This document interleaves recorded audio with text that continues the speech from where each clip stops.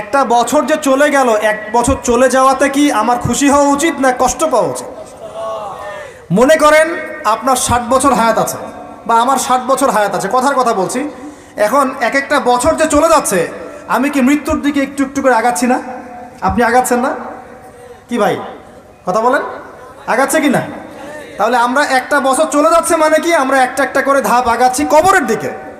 এখন আমার জীবন থেকে 2022 সালটা চলে গেল, তার মানে এক বছরে আমি কতটুকু নামাজ পড়লাম, কতটুকু রোজা রাখলাম, কতটুকু তসবিহ তাহলিল করলাম, কতটুকু দাওয়াতি কাজ করলাম, দিনের জন্য কতটুকু কী করলাম, এইটা ফিকির করা উচিত না আমার?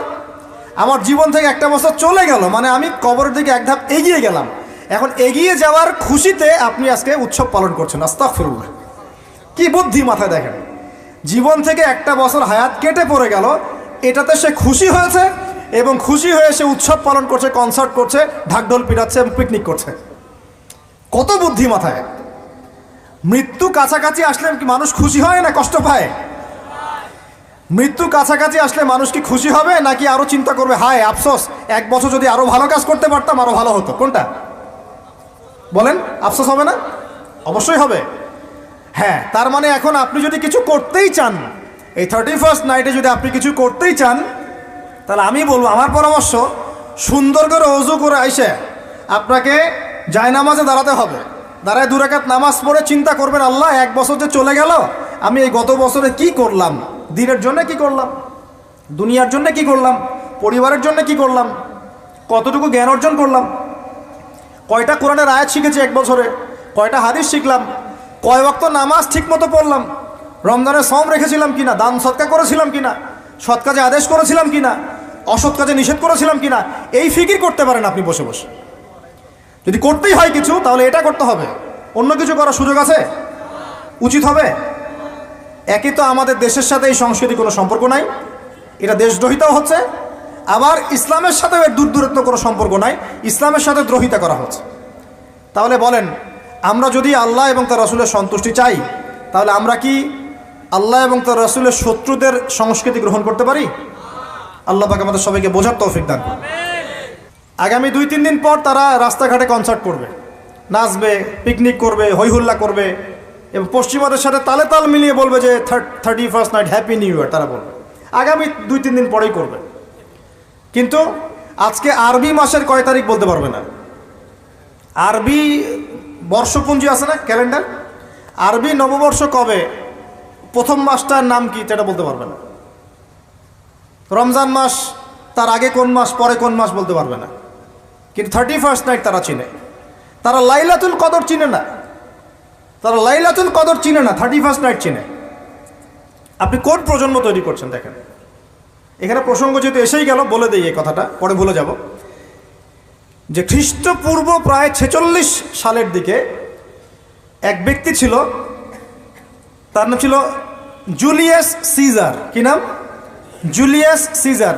এগুলো আমি আসলে অনেকদিন আগে পড়েছি, আমার মাথায় এত লাইভলি নাই, আর এগুলোর চর্চা করা আমি বন্ধ করে দিয়েছি। আমাদের ফিলোসফির কিছু বই ছিল, এগুলোতে হিস্ট্রিগুলো ঘাটা ছিল সবগুলো, আর হিস্ট্রির একজন গভীর ছাত্র। তো এই জুলিয়াস সিজার নামক এক ব্যক্তি ছিল, যে আসলে সিজার নামক এক দেবতার উপাসনা করত। কথা বুঝতে পারছেন? ওদের অনেক দেবতা ছিল, এরকম একটা দেবতার নাম ছিল সিজার। ওর নামে সে নামকরণ রেখেছে জুলিয়াস সিজার। এই নক্ষত্র পূজারী ছিল, তারার পূজা করত। কথা বুঝতে পারছেন?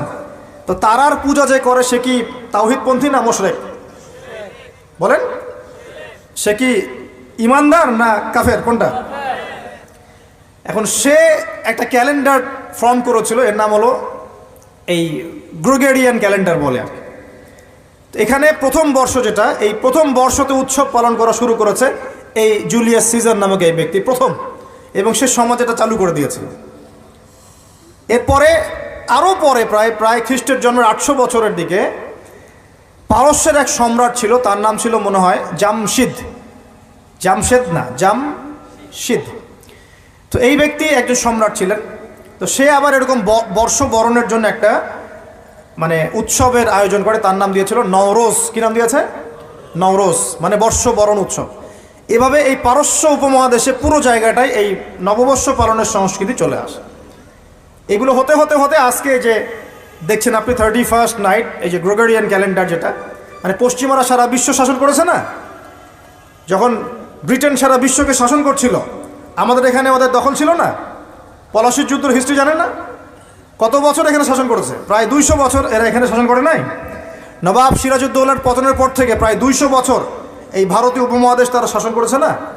এখানে এই গ্রেগরিয়ান ক্যালেন্ডার ছড়িয়ে দেওয়া হয়েছে। এখন আমরা এই যে 31st নাইটের উৎসবটা পালন করছি, শুরু করছি। এটা কি আমাদের উৎসব? এটা কি মুসলমানদের? কাদের হলো তাহলে?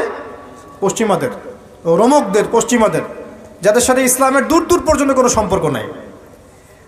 আর নবী সাল্লাল্লাহু আলাইহি ওয়াসাল্লাম কি বলছেন শোনেন। আল্লাহ নবী বলছেন তোমাদের জন্যে আনন্দের উৎসব দুইটা। কয়টা? একটা ঈদুল ফিতর, রমজান মাসের সম সাধনার পরে, কিয়ামুল লাইলের পরে, তারাবির পরে, তাহাজ্জুদের পরে, কোরআন খতম দেওয়ার পরে, যাকাত ফিতরা দেওয়ার পরে, ত্যাগের এই মাসের পর আমরা একটা আনন্দ করি, ঈদুল ফিতর। করি কি না? সবাই আনন্দ ভাগাভাগি করে নেই, আলহামদুলিল্লাহ। ওই দিন আল্লাহ পাক কি করেন? আল্লাহ পাক রমজানের রোজাদার যারা ছিলেন সবাইকে মাফ করে দেন, আলহামদুলিল্লাহ। মুক্তি পাই আমরা, নাজাত পেয়ে যাই। উৎসব এটা আমাদের, আনন্দ, খুশি আমাদের। আরেকটা হচ্ছে ঈদুল আজহা, যখন ওই যে ইসমাইল আলাইহিস সালামকে যে কুরবানি করার মহান স্মৃতি, সেই স্মৃতিকে স্মরণ করে আমরা ইব্রাহিমী চেতনায় আবার কি করি? ঈদুল আজহার এই পশু কুরবানির মধ্য দিয়ে নিজের পশুত্বকে কুরবানি দেই, আল্লাহর সামনে আমরা আত্মসমর্পণ করি। করি কি না? এই দুইটা হচ্ছে আমাদের উৎসব। এগুলো বাদ দিয়ে নবীজি বলছেন মান তাশাব্বাহা বিকওমিন ফাহুয়া মিনহুম। কেউ যদি তোমাদের মধ্যে অন্য কোনো জাতির সাদৃশ্য অবলম্বন করে, যে যে জাতির সাদৃশ্য অবলম্বন করবে সে তাদের অন্তর্ভুক্ত হয়ে যাবে, নাউযুবিল্লাহ। ওই জুলিয়াস সিজারের চালু করা এটা পদ্ধতি, নওরোজ যেটা ওই জামশিদের চালু করা পদ্ধতি। আর আমরা মুসলমান হয়ে কিভাবে আমরা অগ্নি পূজারীদের, পশ্চিমাদের এবং ইহুদি নাসারাদের সংস্কৃতি কেমন করে ফলো করতে পারি? আমরা কি সম্ভব? আর নবী যখন বলে দিচ্ছেন মান তাশাব্বাহা বিকওমিন ফাহুয়া মিনহুম, যে যে জাতির সাদৃশ্য অবলম্বন করবে সে তাদের অন্তর্ভুক্ত হয়ে যাবে, তাদের সাথে হাসর হবে। আমি কি তাদের সাথে হাসর চাই, নাকি নবীর সাথে হাসর চাই? এবার আল্লাহ পাক কি বলছেন সেটাও শুনে নেন, তারপরে সামনে যাই। খুব গৌর করে শোনেন। আল্লাহ পাক সূরা মাঈদার 51 নম্বর আয়াতে বলছেন। কত নম্বর আয়াত বলেন? কোন সূরা? সূরা মাঈদার কত নম্বর আয়াত? আয়াতটা ভালো করে হজম করেন। আল্লাহ পাক বলছেন ইয়া আইয়ুহাল্লাযীনা আমানু, হে মুমিনগণ। মুমিন কারা? আমরা মুমিন না? আমরা আল্লাহয় বিশ্বাস করি না? ফেরেশতায় বিশ্বাস করি না? আসমানি কিতাবে বিশ্বাস করি না? নবী রাসূলে বিশ্বাস করি কি না? আমরা পরকালে বিশ্বাস করি? আমরা কি ভাগ্যের ভালো মন্দে বিশ্বাস করি? আলহামদুলিল্লাহ, আমরা মুমিন ইনশাআল্লাহ। বলেন আলহামদুলিল্লাহ। এই মুমিনদেরকে আল্লাহ পাক বলছেন ইয়া আইয়ুহাল্লাযীনা আমানু, হে মুমিনগণ, লা তাত্তাখিযুল ইয়াহুদ। আর আপনি যখন ওদের উপর তালে তাল মিলাবেন না, লা ইলাহা ইল্লাল্লাহ মুহাম্মাদুর রাসূলুল্লাহ নিয়ে থাকবেন, ওরা আপনার উপর সন্তুষ্ট হবে না। আমরা কি দুনিয়াতে ওদের সন্তুষ্টি চাই না আল্লাহর সন্তুষ্টি চাই?